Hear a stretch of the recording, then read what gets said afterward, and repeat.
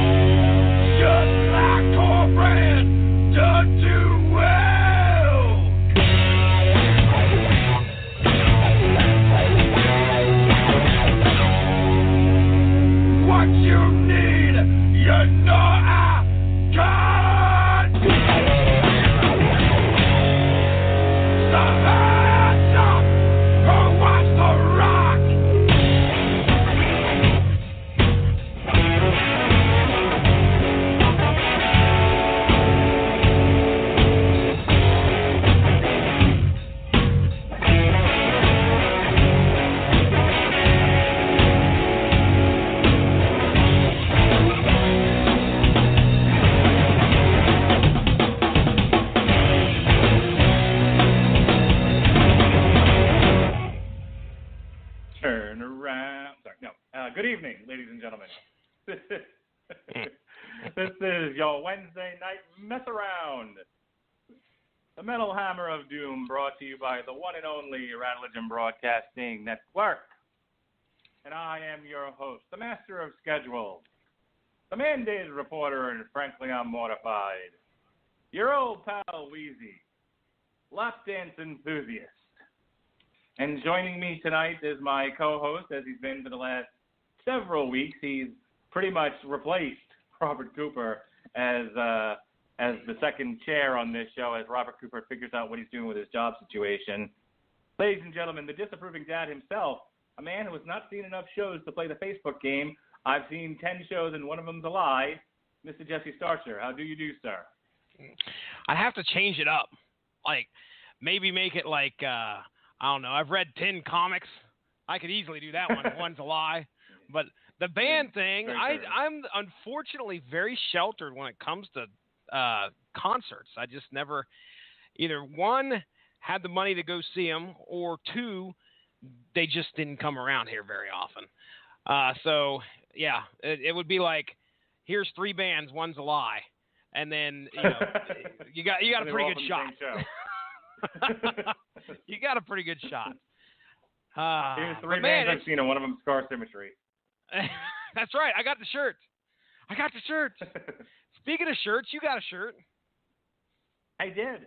I got a shirt for a place where there's no more pain. There was no more pain, Jesse Starcher. Yes, I got the new Life of Agony.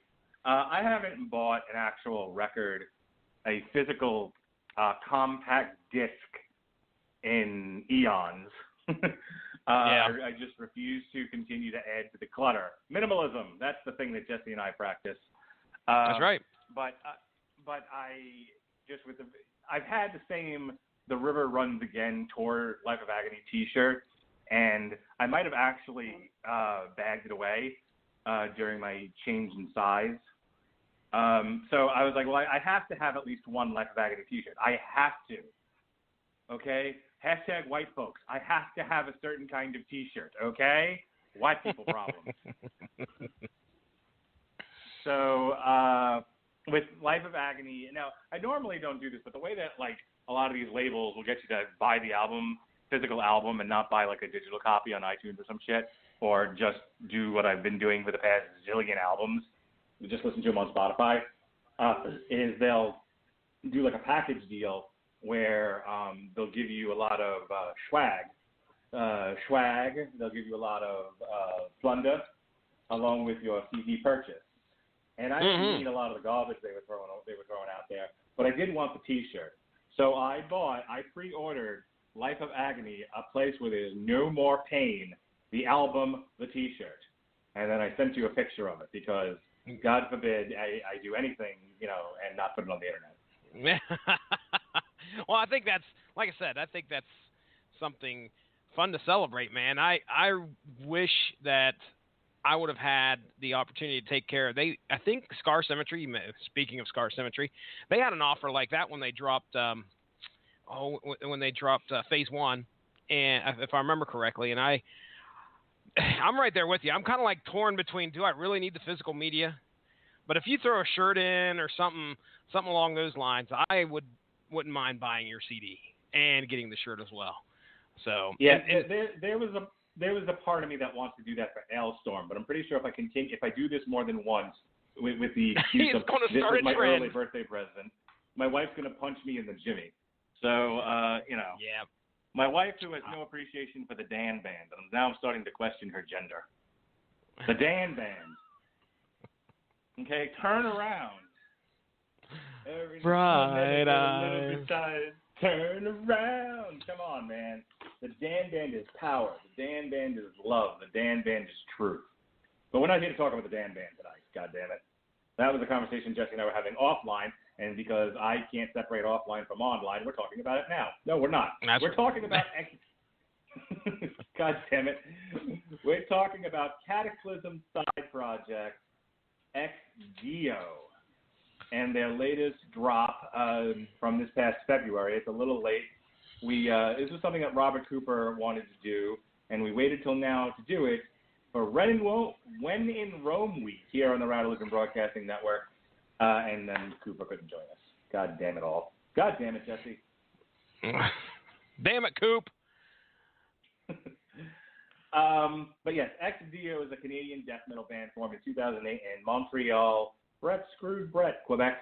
The band is a side project, as I said, of Kataklysm frontman Maurizio Iacono, based on the history of the Roman Empire, and specifically the Immortal Wars is about the Second Punic Wars. Hannibal and his march across the Alps with the elephant riders. Sing it, Jesse. Up to the north. Yes. I need the lyrics in front of me.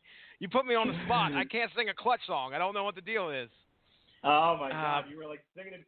I was singing the Dan Band at you. You were singing Elephant Riders at me. Yay! And now we go live. You stumble like a clumsy waiter. What the hell, man? That's the way it goes anymore. Although, I've always wondered about what the hell. Why would you use elephants in a battle? You think that would not do a thing. It would probably be hard to control. But apparently, when we delve into this album, that was actually a fairly useful tactic used by I think it was Hannibal had the elephants on his side, if I remember correctly. That is correct. You got to remember, yes. Elephants are the tanks of antiquity. Oh, yeah. Yeah. I guess I can't argue that. I mean, yeah, you hop on an elephant. If you could control an elephant, hop on the back of it. It's got to be the most awkward thing, though. But wow, whatever. Haven't you ever watched The Return of the King, Lord of the Rings, The Return of the King, and yes. the Battle of Pelennor Fields, where they probably not as many times as you, but once a year. But they march a whole bunch of elephants into the White City, and they're just stomping, and yeah, man. Also, if you played enough Civilization like I have, you know that the Indians, they use elephants as war machines. So yes, this is not an uncommon thing in antiquity to use elephants if you had them at your disposal in the employ of war. So clickety clack clack, clickety clack clack, Baltimore and Ohio. There we go. There we go. Yes. And if Abraham Lincoln had elephants, or Robert E. Lee had elephants at his disposal, the Civil War would have gone much differently. Oh my goodness! Wow. All right.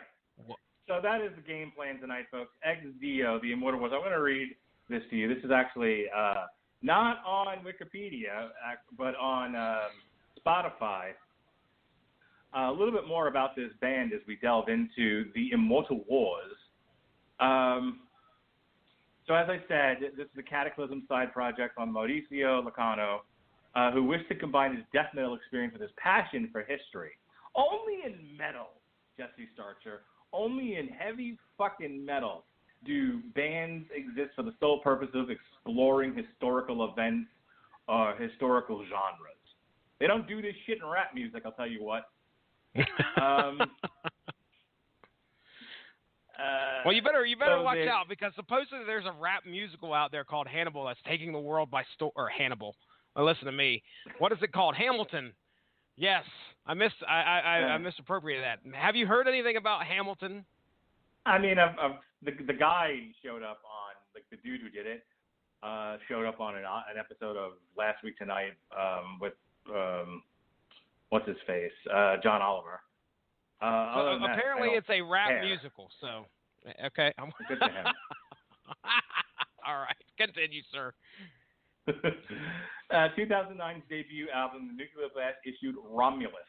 With Iacono handling all lyrics and vocals, the recording lineup was fleshed out by Kataklysm members Stéphane Barbe, Jean-François Degenais, François Mongrain, and Max Duhamel, as well as Blackguard keyboard. Have you ever heard Blackguard, by the way? If you haven't, you should. Blackguard's pretty cool.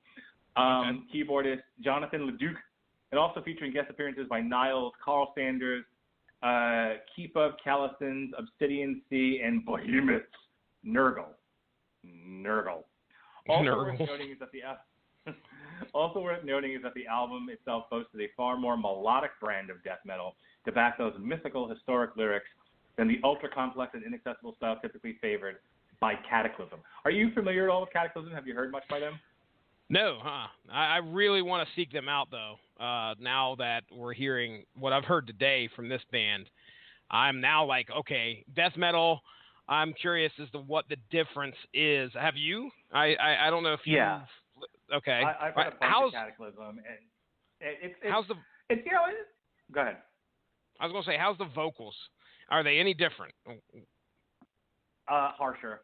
Kataklysm. Okay. I mean, when you talk about European style death metal, it's definitely more melodic than American style, especially when you compare it to like traditional American style death metal, like Cannibal Corpse or Deicide or something like that. But there's more melody in European death metal, like Kataklysm. However, the vocals tend to range between being very extremely harsh and a little bit more melodic, a little bit cleaner. The band moved to Napalm for its 2012 sophomore outing, Caligula, which featured guest appearances by Seth Zero of Septic Flesh, Mariangela Demirtius of Stania, Stefano Fiori of Graveworm, which if you haven't heard Graveworm, you should, especially some of their covers. The Graveworm's cover of Fear of the Dark is probably one of my favorite covers of all time. Francesco Artusato of All Shall Perish. And here we come to it. In 2017, after a 5-year hiatus, ex-Dio returned to the studio and delivered the ambitious The Immortal Wars, which used the Punic Wars, a bloody trio of wars between Rome and Carthage, led by the legendary generals Hannibal and Scipio Africanus as its narrative foundation. So, going into this, now you knew we were doing this for When in Rome week. What kind of expectations did you have going into it? Did you have a thought in mind as to what this might sound like, or did you go in completely cold and You want to know what more influenced my expectation of this album was the fact that Cooper picked it. That's probably what I was sitting there thinking, oh man, we're going to have Wraithy McWraitherson at the helm with the vocals, and it's just going to be something that I assumed it would be way more towards the extremer part of metal, I guess you would say. I don't say extreme part. I don't know. I guess, but yeah, I certainly didn't expect it to be what I heard. This first song, when we get into it, it grabbed me. I was like, oh shit, this is good. Mm-hmm. This is really good. So, going into this, I had no expectations whatsoever than just what I kind of pictured Coop picking, and he's usually been pretty good when it comes to picking some stuff. So I was excited to hear something new, and I I don't think I was let down in any way. No, I'm excited to talk about this. This was a pleasant surprise. So let's get into Indeed. it. This is track 1, The Rise of Hannibal.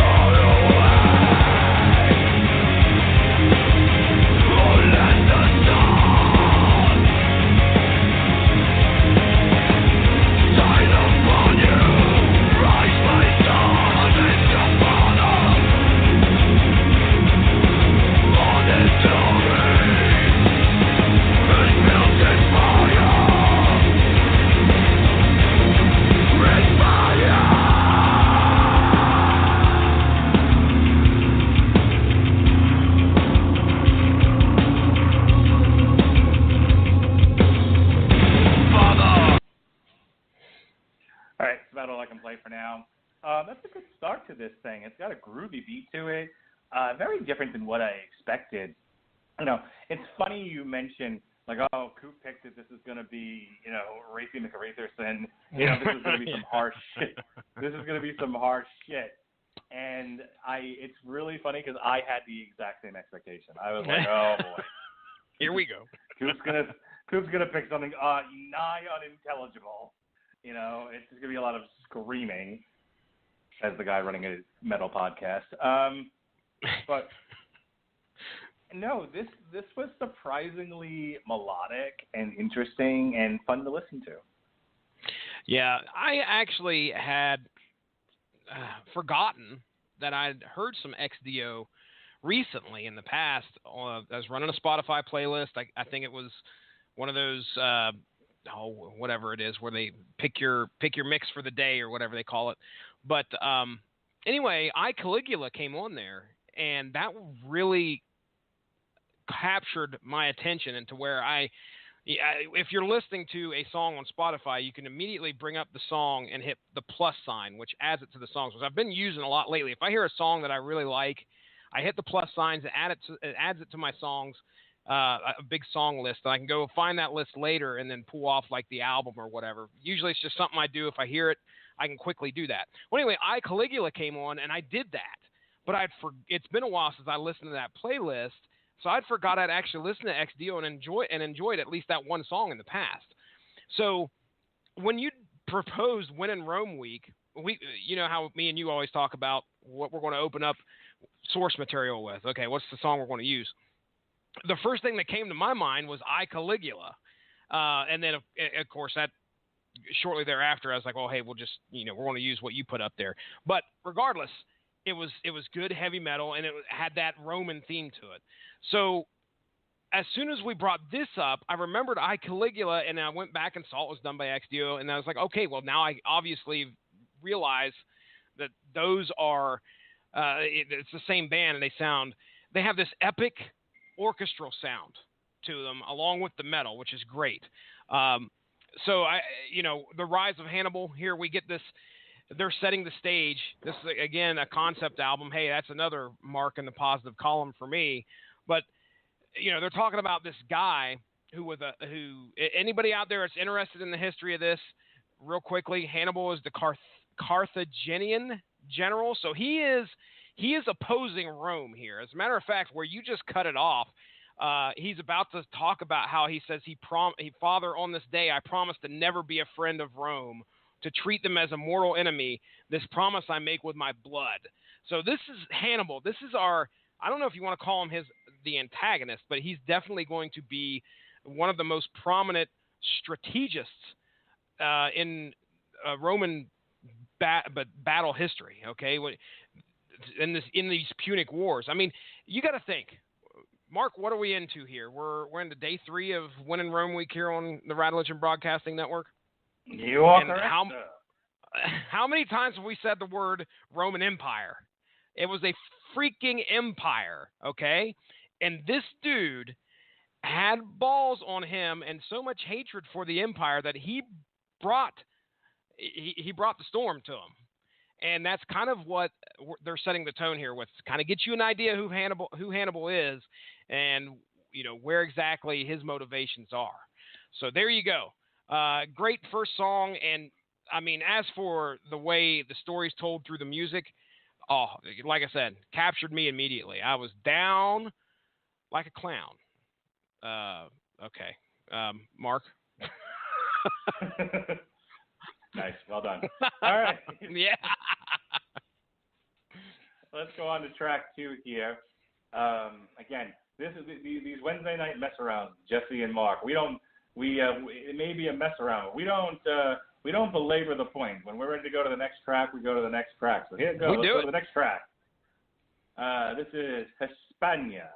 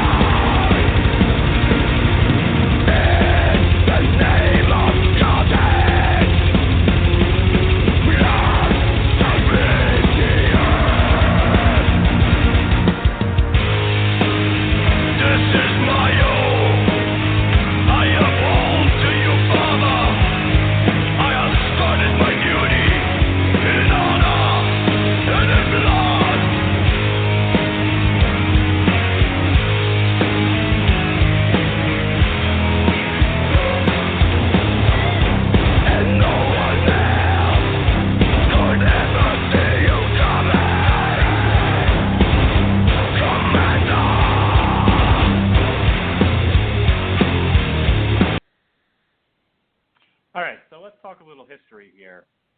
The Second Punic War, 218 BC, before Christopher, to 201 before Christopher.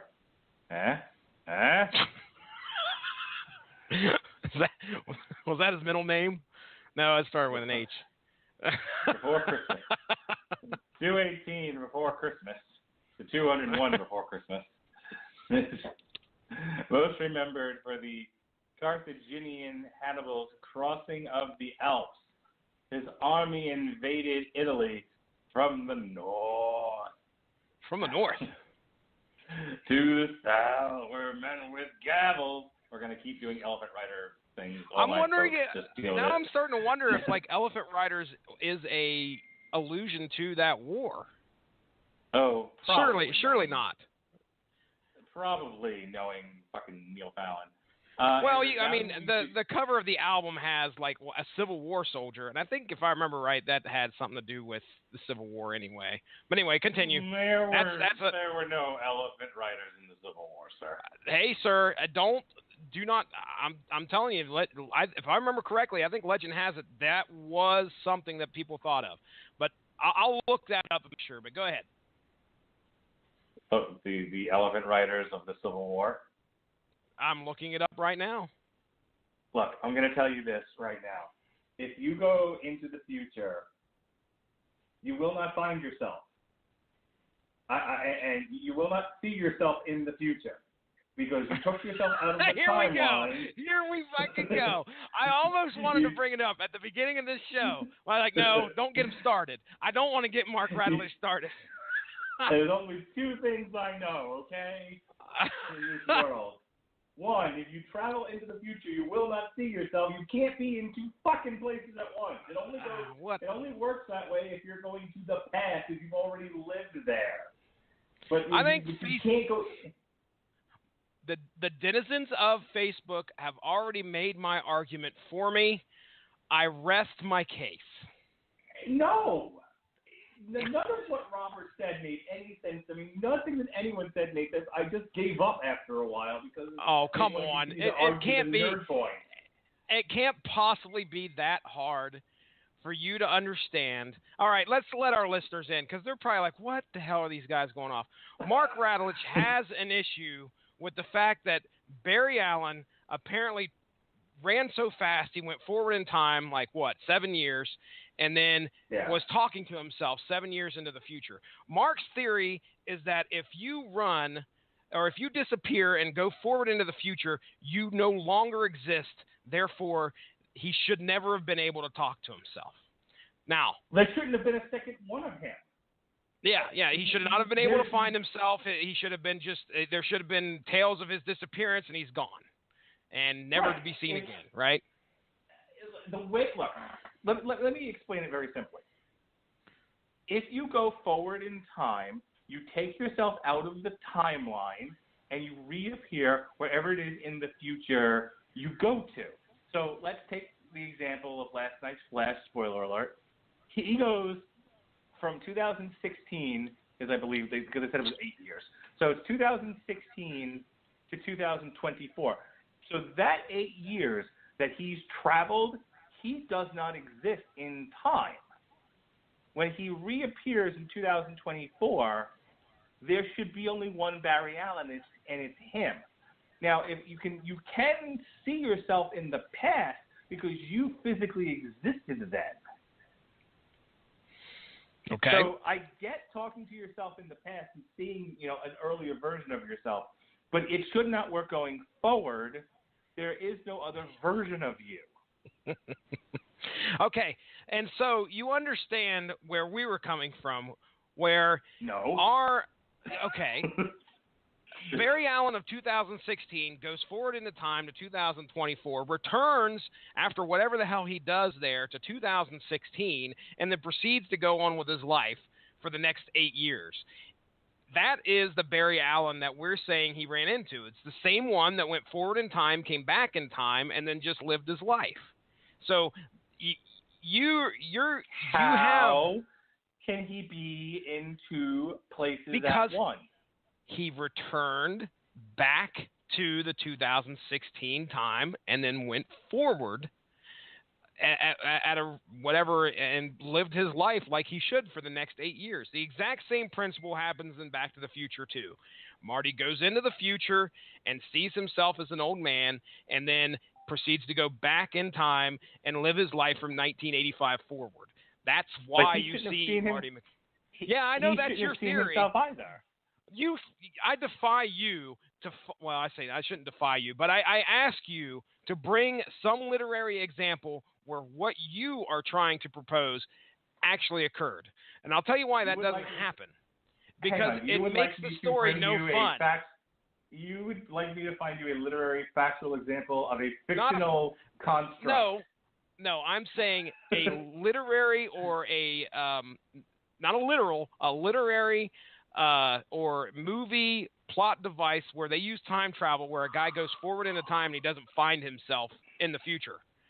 I'm going to make one. Well, apparently you're going to need to, because you're the only one that has this great idea. I'm going to make the most depressing time travel story ever. You know, a guy who he creates a time traveling device, and he goes to use it, and he goes, I'm going to go see the future, and he abandons his family and his children, and when he shows up several years in the future, he doesn't run into his fucking self, because there's only one version of him, okay? What he finds is that he's been gone, and his family resents him for abandoning them all those years ago to go into the future. And so when he finally catches up with them, they're like, we hate you, because there is no other version of you. All right. Well, there are some things that support your reason of thinking, I believe, because honestly, you're right. And it comes to, I think it was the other Mark was mentioning different timelines and cross and crap like that. It just going, talking time travel gives me a headache. But best of luck to you, sir.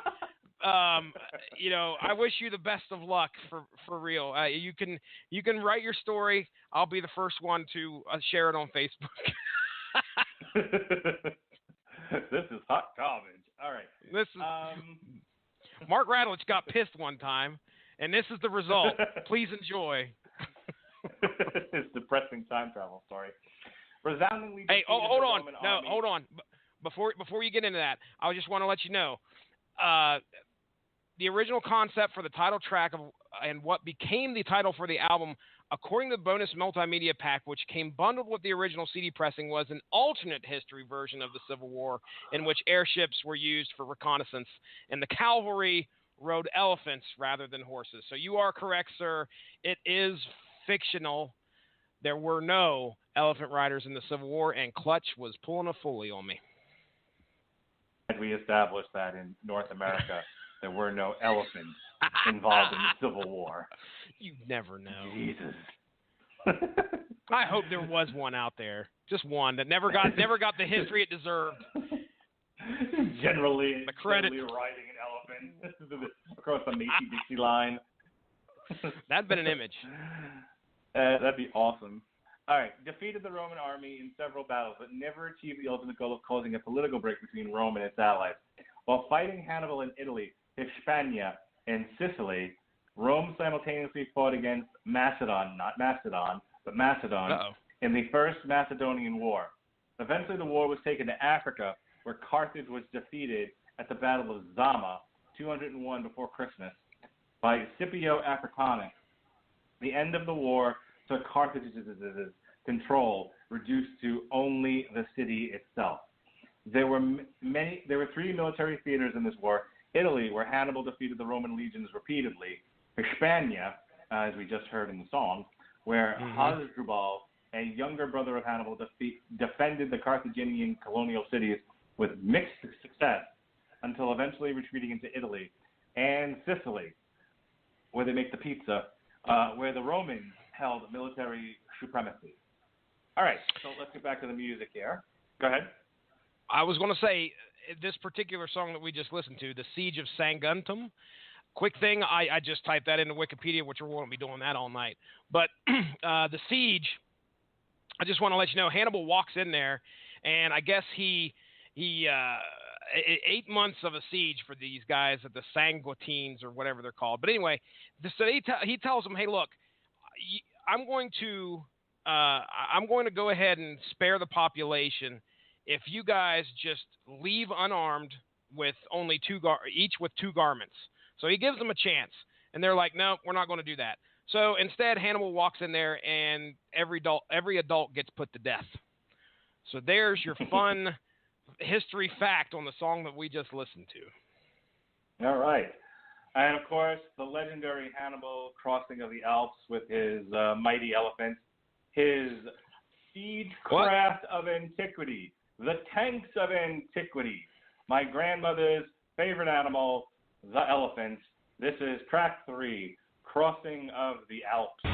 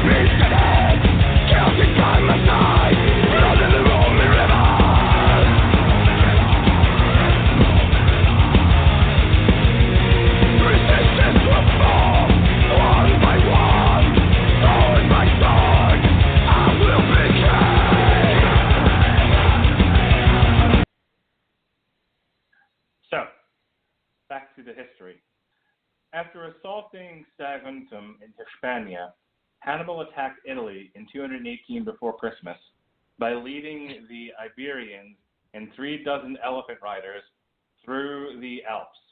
Although Hannibal surprised the Romans and thoroughly beat them on the battlefield of Italy, he lost his only siege engines and, again, elephants, and most of his only siege engines and most of his elephants to the cold temperatures and icy mountain paths. In the end, he could defeat the Romans in the field, but not in the strategically crucial city of Rome itself, thus leaving him unable to win a war. Wow. Mother Nature. Hannibal's feat in crossing the Alps with war elephants, though many of them did not survive, passed into European legend. And if you look at the Wikipedia page for the Second Punic War, there is a fresco by Jacopo Rapanda from 1510 in one of the museums of Rome. So very cool stuff, I think. Very cool stuff. And a very good song. I enjoyed that. Yeah, I mean, it takes, again, a very determined individual to say, hey, I'm going to take my army through some mountains. And not only you're taking, I don't understand how in the world he pulled it off. I mean, he's got elephants that he's got to pull up through there. He's got all this military that he's got to try and command through there. But clearly, it's always, if you get past that one hurdle, you're going to have an advantage. And you're going against one of the greatest empires known to man at that point in time, one of the greatest militaries. Just amazing. Yep, it was an incredible feat of grit and determination. All right, we're going to skip track 4. It's an instrumental. It is the intermezzo. If you're having a fancy meal, this is where they bring out the sherbet. We're gonna skip it. More cheese, please. And we're gonna bring out number 5. We're gonna go to number 5 here. Cato Major, Carthago delenda est.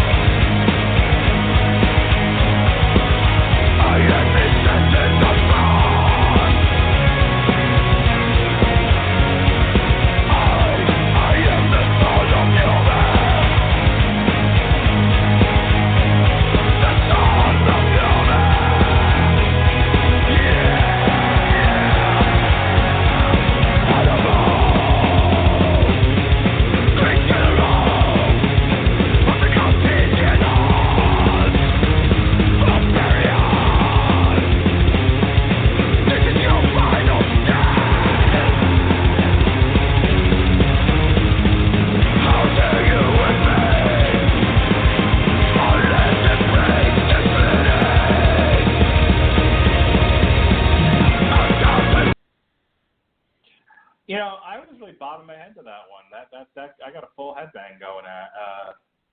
Full headbang. I was fully headbanging on that one. A little harsher, a little bit more extreme on that track than the preceding 3, but very, very good. And you had mentioned this earlier that they differentiate the music just enough to not be samey, but it keeps that same level of intensity throughout. So I really like that one. Yeah, dude, this one right here is my favorite. Just by the way it kind of starts off slow, and then it's like right in your fucking face. I mean, it is a track that's, I think it's one of the heavier ones on here. And by what far. we get when it comes, what we get, and that's saying something considering this album is full of nothing but metal, really. It's all metal, and it's all heavy, but this one gets you going. And I'll tell you, as they're telling the story, now we're switching over to a Roman by the name of, I think his name's Cato. Or the song was, Cato Major, which I think Cato's his name. Major, Mark, you said names are kind of screwy when it comes to Roman stuff. Like different parts of it mean something different or whatever. But anyway, it's telling the story about. Let me help you out here. Please. Cato the Elder, Latin Cato Major, lived from 234 BC to 149 BC. Born Marcus Porcius Cato, also known as Cato the Censor, Cato the Wise, Cato Kalin. You know what? I was waiting to read that joke. Thank you. Was a Roman senator and historian known for his conservatism and opposition to Hellenization. He was the first to write history in Latin. In his early years, he had a pagoda behind OJ's house.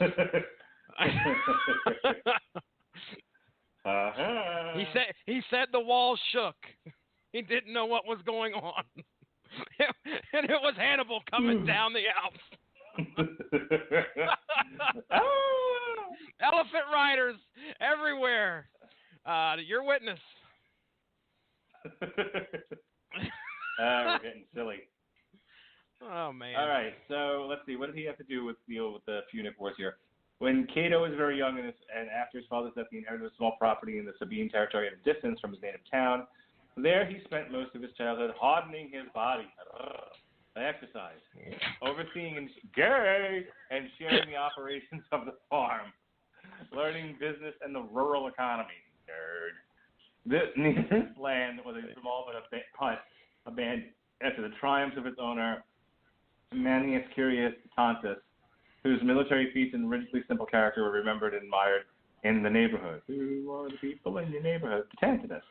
Cato was inspired to imitate that character, hoping to match the glory of Tentative. All right, so here's where the plot thickens. Soon an opportunity came for a military campaign in 217 before Christmas during the Second Punic War against Hannibal Barbera, Hannibal Barca, Hannibal Lecter, Hannibal and B.A. Baracus. DC ruined another fucking property. Experts expressed some disagreement about Cato's early military life. In 214 before Christmas, he served at Capua, and the historian Wilhelm Drummond imagines that already at the age of 20, he was a military tribune. And this goes on. So, yeah, well, you can sounds read like I was going to say, it sounds like in this song he's just kind of gathering the troops and providing. Well, I say gathering the troops, but I mean, we just heard at the beginning of this song they're calling him to order in front of like a senate or something. But it sounds like he's giving one of these speeches, like, "Hey, okay, be prepared because we've got to go rid the world of this scourge, Hannibal, who's coming our way. Be ready, boy. We're coming for you. Get Booker T in here." Mark and Jesse ruin history and everything that gets in their path. Hulk Hogan, we coming for you. But what side is he on? All right. He shows up and like everybody's, he's just standing there and like the whole battle just stops. And then all of a sudden he does a heel turn. And next thing you know, fucking Hannibal's fighting with the Romans. He's like on their side.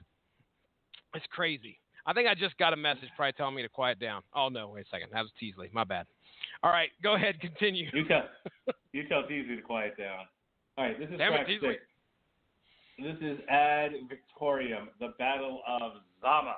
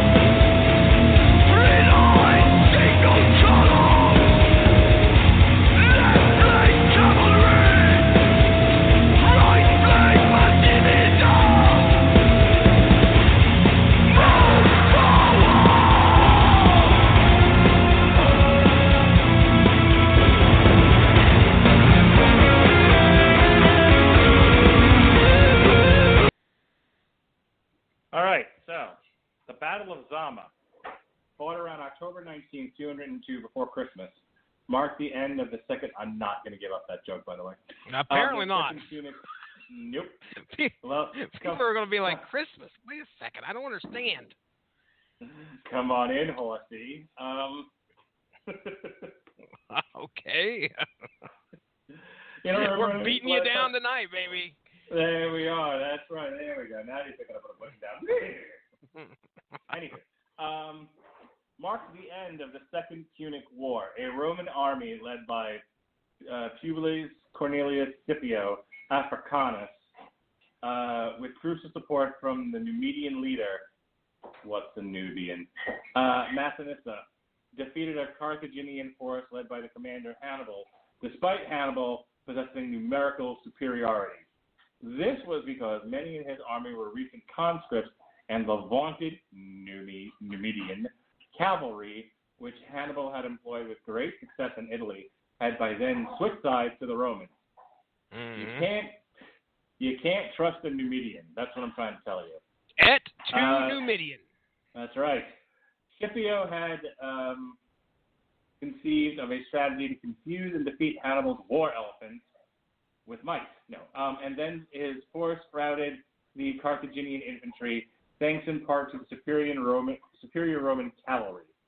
Defeated on their home ground, the Carthaginian ruling elite sued for peace and accepted humiliating terms, ending the 17-year war. Oh, wow. So that's what that's all about. This is it. This is where the two meet, and then we finally get a victor. Correct. In the Second Punic War. There'll be a third one, because it has to be a trilogy. That's what we've learned from Marvel Studios. There always has to be three. When do we get the prequels, George? Ad Victoriam, huh? By the way, as for the song, I think it kept up pace really well. You know how I said I really liked Cato Major? I think that I was worried, actually, that this is, we were going to kind of drop from here, and they kind of kept up the pace. I think this actually may be my second favorite song on the album. So I dug it. Yeah, it was really, really good. All right, don't look now, Jesse, but we may have a visitor. It's been so long since we've seen this person, I can barely remember who he is. I'll just have to call it out by area code and have him reintroduce himself. Area code 336, who are you? My name is Mr. Freeze. You need to chill. Yeah, I'm still at work, but I'm like totally sweeping up the trailers in the back. So I'm like, fuck it, I got time to talk. Yes. And you'll be happy to know I'm off next Wednesday. What? What? Cut it out. And then I think the week after that I start my new job. All sorts of time opening up. All right, I gotta ask you right now before we go any further. Do you love me? No. All right. So next week, right? You're off, which means you're available for Life of Agony, a place where there's no more pain. But more importantly than that, are you going to be available to record on May 10th? Because you picked this stupid album, and I'm not doing it unless you're available. Vampire with Primeval Force. Hey, you don't know if it's stupid. That band's awesome. Yeah, I should be. I think I start my new job by then, so then then I have 2 weeks where I open every fucking weekday. So it's like, yeah, I'm off by 3 every day. Okay. Awesome. I will totally probably be there. If you don't show up May 10th to record Vampire with Primeval Force, I'm making Jesse review Motionless in White, Graveyard. Oh, no. Oh, God. That's like sticking your dick in a pencil sharpener. I like metalcore, goddammit. And we're going to do metalcore if you're not available. That's my threat. That's what I'm holding out there. Yeah, I mean, Vampire's stop me if you're not on the show. Well, that's true, considering you've been like, so what you looking at, Coop? I'm like, well, I'm working again. It's been really weird. All they've been giving me is they've been giving me not days I can record on. And we still do I sound any better on the... Yes, you sound much better. And we still haven't figured out what we're doing on May 17th now that the fucking Danzig album got delayed a week. We don't have a show scheduled for May 17th anymore. I threw some options out there, but I never heard back from you guys. Well, I was going to look, and I just kind of forgot, because there's tons of fucking options in the past month I'm sure we can find. Well, we done said it's not going to be fucking Cedar. That's absolute one of the for sure things that's not going to happen. But I was cool with whatever else. Caesar can't fight the Caesar. Sorry. Like Caesar is awful. Like every 15-year-old loves Caesar, and then their balls drop. At least emotionally. Their emotional balls drop, and they stop being a little bitch. I would be happy to take on more suggestions from my former co-host if he would show up to a podcast every once in a while. God damn it. Hey, I am still your co-host. I'm just not here every week. I'm like I'm like Robin Williams as the genie in Aladdin. Like, because you remember they replaced him with Homer Simpson? Yeah, they replaced him with Dan Castellaneta. So tell me, co-host, you picked this album. I want to hear you talk about it for a little bit before we finally end this podcast, seeing as we only have like 2 tracks left. Are you shitting me? Damn, things go a lot quicker when I'm not there. Yeah, they do. So, I mean, we've been reading Wikipedia pages and everything else and telling terrible jokes, and yet we still can get through most of this in a 90-minute period. That's because you don't have the ultimate bad joke maker there. This is true. You picked this goddamn album. Why did you pick it? What's it all about? What do you want about over there with your thing? Well, I mean, Ex Deo is they're really, who the fuck does this fucking latch like this? God. Oh, boy. Anywho. This is why somebody we can't get done in less than 90 minutes when you're on. Because there's always side rants. Yes. But anywho, fucking Ex Deo, they're a band that I've always found really interesting. What is fucking beeping? Something's beeping in my ear and it's pissing me off. I'm going to kill myself. Please don't. Please focus, sir. It's the unbeatable Squirrel Boy over here. Dude, what'd you think of this album? I think it's Squirrel. I'm like Doug from Up.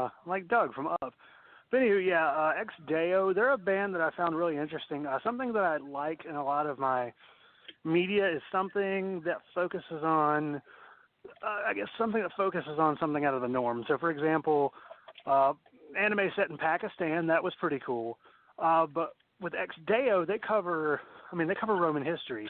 In terms of music, I know years ago, myself, Sean Garmer, and Mark Radlich once had a conversation about how metal just does so many different subjects that you don't see anywhere else. And quite frankly, you're not going to see many places that do, not many places or many bands that cover, Roman history. That's true. It's kind of all of their albums, Romulus, I own that album. I like that album quite a bit, which is just about Romulus, which is pretty awesome. And the second album is Caligula, who's about that crazy fuck named Caligula. He's pretty cool. I have not. No, I just the actual Caligula movie. I wouldn't watch it with children in the room. Oh God! Oh, hey, well, I don't know, Mr. Brown-Eyed Girl. How much do you know about it, Jesse? Are you aware of what Caligula is? I heard he was Caligula is a guy, right? That was just he was a real bastard, wasn't he? Crazy bastard. So the movie is basically pornography. Okay.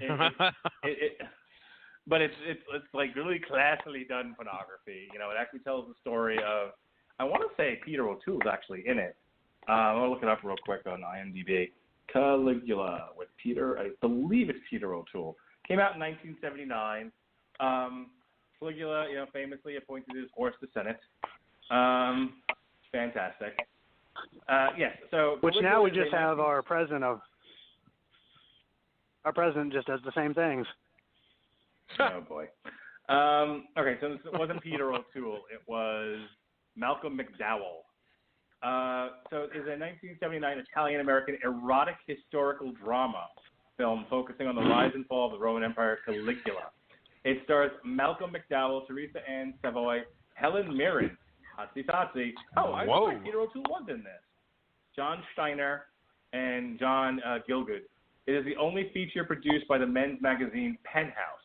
Producer Bob Guzzoni. Yeah.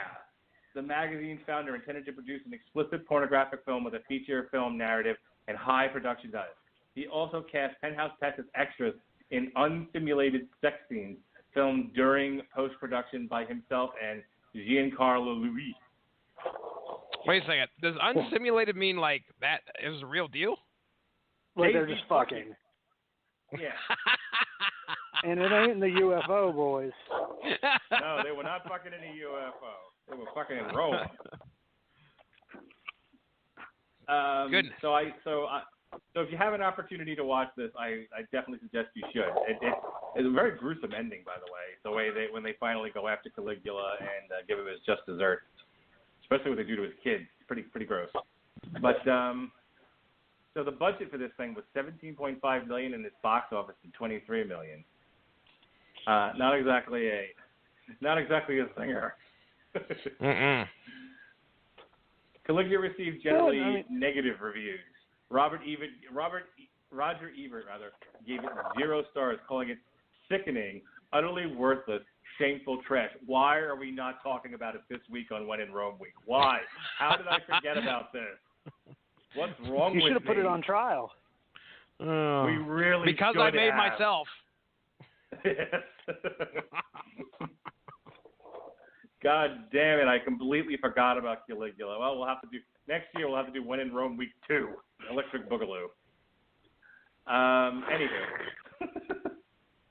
so back to Ex Dio. Go ahead, Coop. So yeah, Caligula was a wonderful album. I thought it was a real step up. The thing that I find really interesting is the fact that this band is so much better than I forget the main guy, the lead vocalist. It's Kataklysm? so much better than his band. It is so much better than Kataklysm. Like, Kataklysm is so fucking tired. Like, they haven't had a good album in so many years because everything they do just sounds recycled. I don't know if maybe it's just the Roman-inspired music and themes that really bring the creativity out of this band. But, I mean, like, I think 2 or 3 of these guys are in Kataklysm, and Kataklysm's pretty mediocre, at least at this time. Like, my buddy accidentally downloaded Kataklysm instead of Catatonia. He was pretty mad. He's like, Coop, what the fuck? This album sucks. And I was like, I'm sorry, Nick. I'll just have to get you on the podcast to talk about it. There we go. Everyone take a drink. Drink. Yeah, he was pretty mad. He was like, God, that Kataklysm album blew. But yeah, this album, I've been listening to it at work, and it's really impressive. I was kind of surprised because most of their music's pretty solid. It's a real good listen, especially if you're looking for a different sound.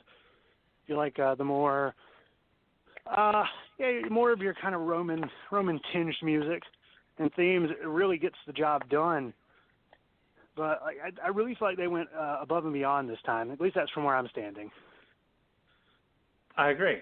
All right, let's go on to track 7 here while we still have you. This is The Spoils of War.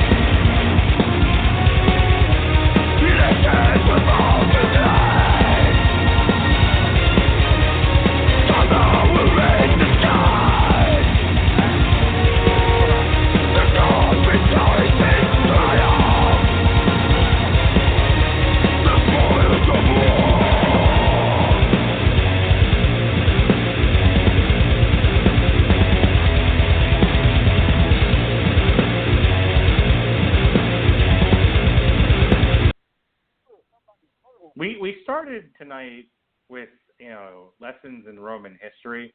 We're going to end tonight, or come close to ending, with a Wikipedia entry on the golden age of porn. I just want everyone to know that. There's a Wikipedia entry for a period of time between 1969 and 1984 called the golden age of porn. Why am I now just finding out about this? Now, this sounds very much like the ages of comics, where you got the golden age, the silver age, the bronze age. Now I'm wondering if there's like a silver age or something like that of porn. But please continue, Mark Radulich. Tell us about the golden age of porn. I can't proceed any more without hearing about this. Refers to a 15-year. Did you ever think you'd hear yourself say that, Jesse Sarcher? Refers to a 15-year period from 1969 to 1984 in commercial American pornography, in which sexually explicit films experienced positive attention from mainstream cinemas, movie critics, and the general public. It began with the release of the 1969 film Blue Movie, directed by Andy Warhol, and the 1970 film Mona, produced by Bill Osco. These films were the first adult erotic films depicting explicit sex to receive wide theatrical release in the United States. Both influenced the making of films such as the 1972 Deep Throat, starring Linda Lovelace and directed by Gerard Damiano, Behind the Green Door, starring Marilyn Chambers and directed by the Mitchell brothers. 1973 is The Devil and Miss Jones. 1976 is The Opening of Misty Beethoven. Whoa! Considered by award-winning author Tony Bentley the crown jewel of the golden age. Why are we not doing a golden age of porn week? Never mind. There's answers for that. All right, Coop. Back to XDO here before we get completely sidetracked. The Spoils of War. What did you think of that one?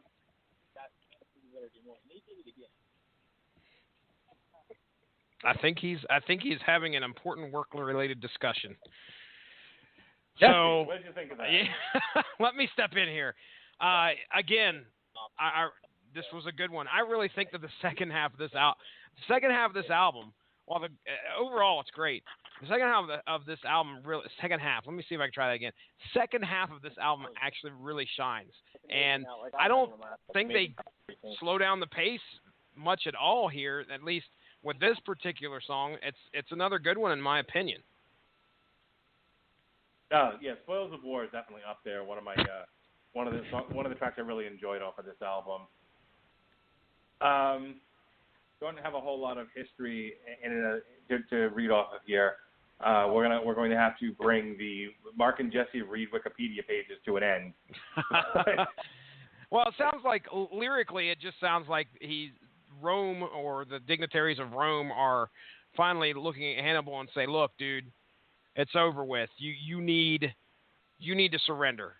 And so we're coming to a close of the Second Punic War, apparently.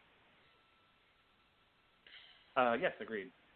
All right, let's go ahead and get to the end of this thing. This is track 8, our last track of this evening. This is called The Roman.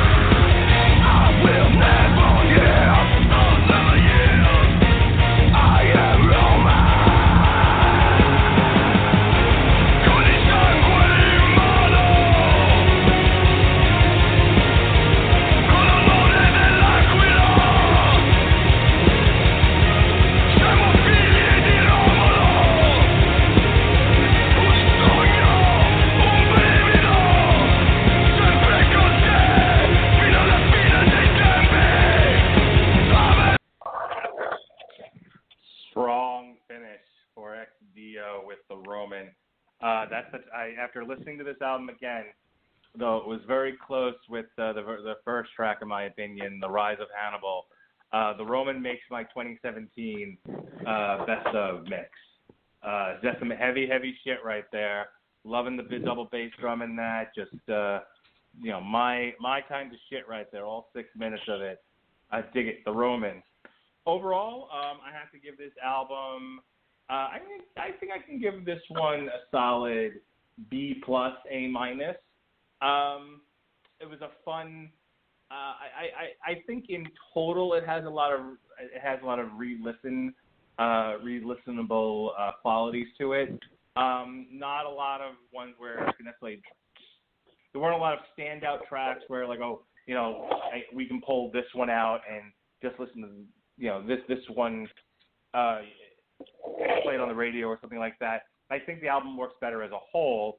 Though, like I said, if I had to pick one or two to pull out of here, it would be the first or the last one. Though Cato Major is also good, as you said before. Overall, like I said, I think it makes for a total enjoyable listening experience and something a little off the beaten path for us metalheads. So yeah, B+, A-, somewhere in there. Jesse? Yeah, man, I was really impressed with this album. At first, I didn't know what to expect, but immediately I was hooked with Rise of Hannibal, like I said earlier.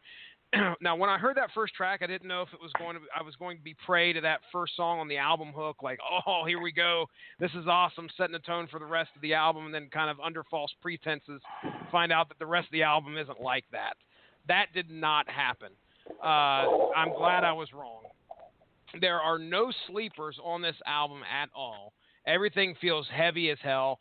And it's even more weighted with the use of orchestra throughout the album, giving you that ominous gladiatorial tone that's identifiable with the era that these tales fall in. So it's an easy thumbs up.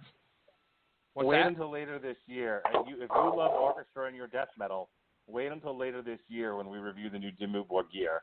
You're just going to knock your socks. Yep. I look forward to that then. But yeah, this is easily a thumbs up for me, and I will be looking for more from XDO in the future. Absolutely. All right, Coop. You get the last word, baby. Hit it. All right. So in terms of this album, this was a really good album. A nice, honestly, just a nice return to form from the guys in most of the guys in Kataklysm. God, those albums have just sucked lately, and it sucks. Anywho, XDO, just another really good, solid album. Really off, as we said, off the beaten path, really different. It's consistent in the sound, and I really like that the first song is pretty much just what you're going to get. There's nice little earworms in there, too. Ooh. Mm-hmm. Like Romulus off the first one, I Caligula is another good one. Like fucking Rise of Hannibal is another one of those. It's just going to be in your head all day. It's fucking awesome. I'd honestly give this album a good 4 out of 5. It's real solid, really good. I definitely recommend it to somebody if they're wanting to learn some Roman history, which is always cool. You know, lots of fucking and stabbing and stuff. Not at the same time. Sometimes at the same time. But anywho, yeah, I'm gonna go ahead and get back to work. All right, man. Thanks for calling in. We'll see you. Yeah, dude. Good talking to you. Life of Agony, a place where there's no more pain. Yeah, no pain. So yeah, I'll be back next week. WTMnet.com, where they still haven't posted my fucking review. Oh my God! Take a drink, everyone. And he keeps hounding me. He's like, "Well, you're gonna post another review?" And I haven't mentioned anything. I'm like, "Damn, Sean, where's my first review?" I love him. Sean Garber, nice guy. Anywho, see y'all next week. Thank you. Sean is providing us with a lot of wrestling content, so I have nothing bad to say about Sean. All right. Next week, as I keep saying, we got Life of Agony, a place where there's no more pain. This past week here on the network, as I said, this is When in Rome week. We have been looking at some Roman-inspired media. We did Pax Romana by Jonathan Hickman as our comic book property for the week. Last night, Andrew Graham and I talked about Roman Empire, Reign of Blood. Tomorrow night, and the show is going through a name change. I'm not changing it every time that some new person comes on. It's just the show is going to be called Because You Made Me. You, whoever you may be. You dirty rat. You bastard, you.